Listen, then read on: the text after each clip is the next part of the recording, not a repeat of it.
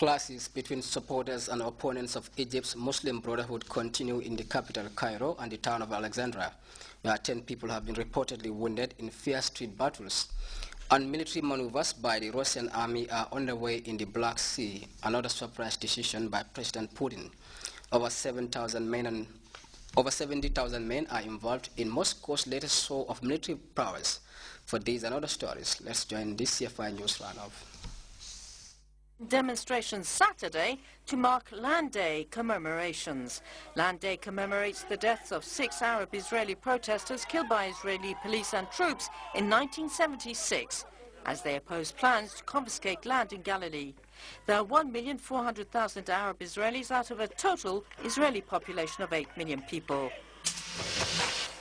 Clashes in Cairo and Alexandria between opponents and sympathizers of Egypt's Islamist President Mohamed Morsi have left 10 people injured. Police used tear gas to break up demonstrations close to the president's party, the Muslim Brotherhood offices. Over the past weeks, 30 Muslim Brotherhood offices have been attacked. A great deal of destruction has been carried out in Burma in the wake of attacks between radical nationalist Buddhists against Muslims. Over 40 people have been injured. The new government has attempted reforms to put an end to sectarian tensions, but the situation is far from stable.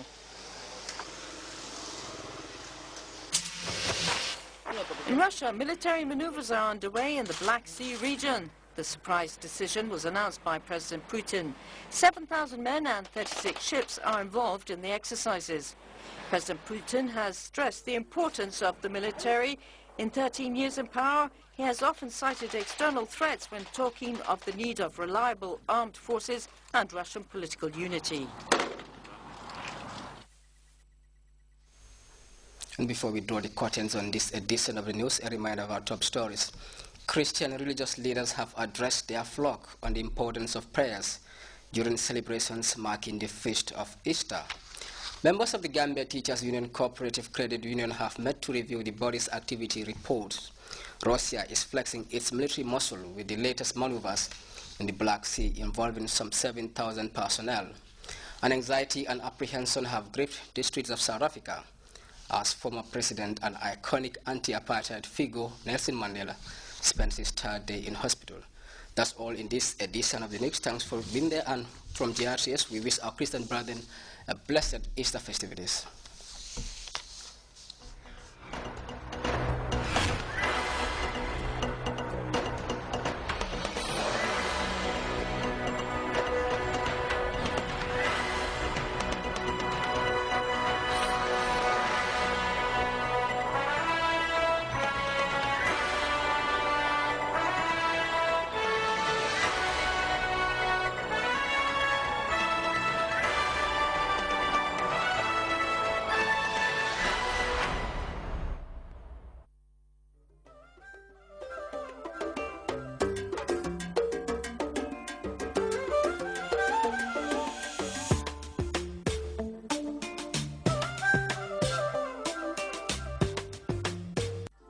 We stay healthy by getting frequent medical checkups, and when we do, we choose the best trained personnel with the best facilities. Why not do the same with your car? S-Pass Motors offers world-class diagnostic checkup with Bosch equipment. Now you can treat your car like you treat yourself. Visit us today and get 50% discount on body repair and painting, and 15% discount on spare parts. You can also get 50% discount on our labor charges. S-Pass Motors, we care about your car because you do.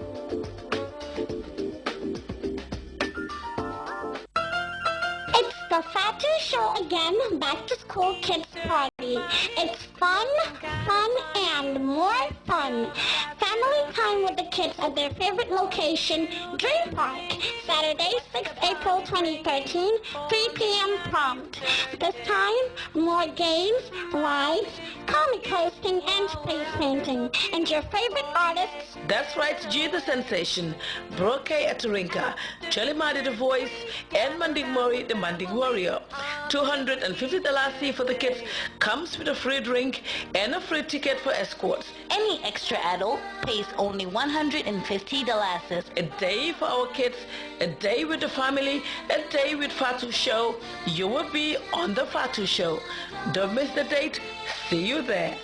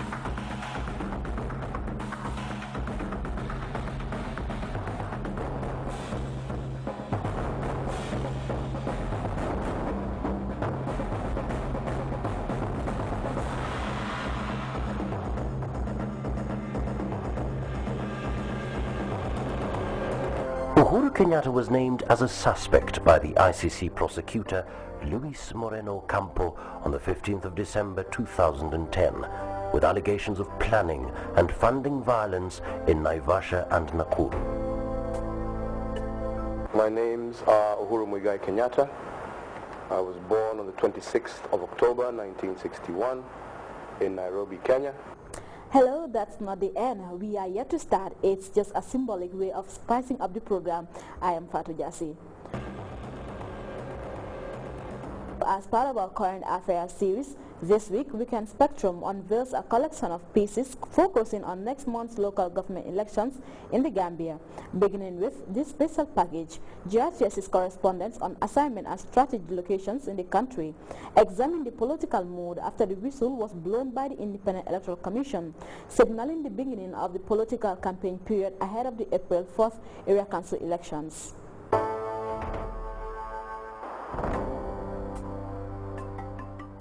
Women constitute the largest voting bloc in the Gambia, and recently their role in politics has come under renewed scrutiny as people from different quarters call for a more proactive engagement in national politics. The recently concluded nominations of candidates for the local government elections in the Central River region saw only 2 female candidates throwing their hearts into the race compared to 34 men. For many people, this is too small for a region where 22 seats are up for grabs, and would likely amplify calls for more women candidates in elections. The story of the two armies have caught the eyes of many political observers as they formally jumped into an arena largely dominated by their male counterparts.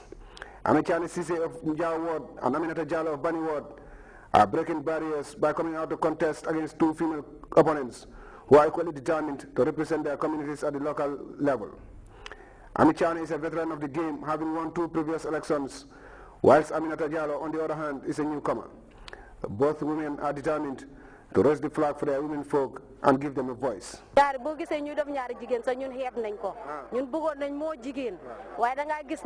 We had wanted more women to come forward, but along the way, some men will always pull us down.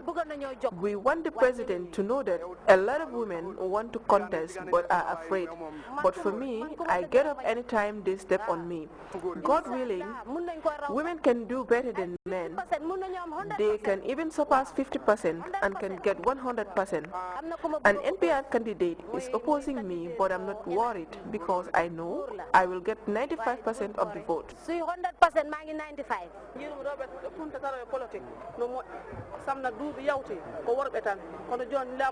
Women contesting elections is very good indeed, because in the past it was only men, but now our president has empowered women because they care and are sympathetic.